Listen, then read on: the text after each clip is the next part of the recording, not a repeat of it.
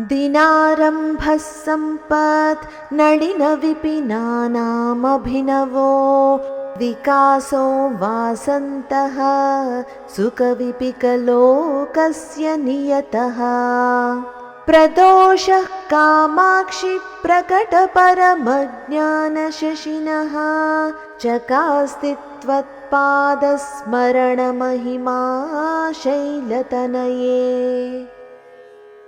दिनारम्भः सम्पत् नलिन विपिनानाम् अभिनवो विकासो वासन्तः सुकवि पिकलोकस्य नियतः। प्रदोषः कामाक्षि प्रकट परमज्ञानशशिनः चकास्ति त्वत्पाद स्मरण महिमा శైలతనయే।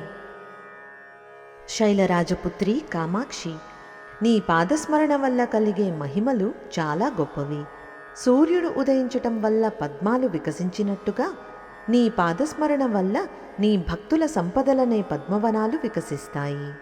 వసంతంలో కోకిలలు గానం చేసినట్టుగా నీ పాదస్మరణ వల్ల ఉత్తములైన కవులకు వాక్చాతుర్యం కలుగుతుంది. ప్రదోషకాలంలో చంద్రుడు ఉదయించున్నట్టుగా నీ పాదస్మరణ వల్ల నిన్నాశ్రయించిన నీ భక్తులకు జ్ఞానోదయం కలుగుతుంది. ఇప్పుడు మరొకసారి శ్లోకాన్ని చదువుకుందాం.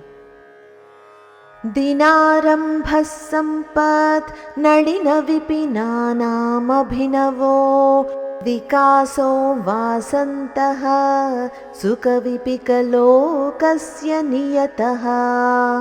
प्रदोषः कामाक्षि प्रकटपरमज्ञानशशिनः चकास्ति त्वत्पादस्मरणमहिमा शैलतनये।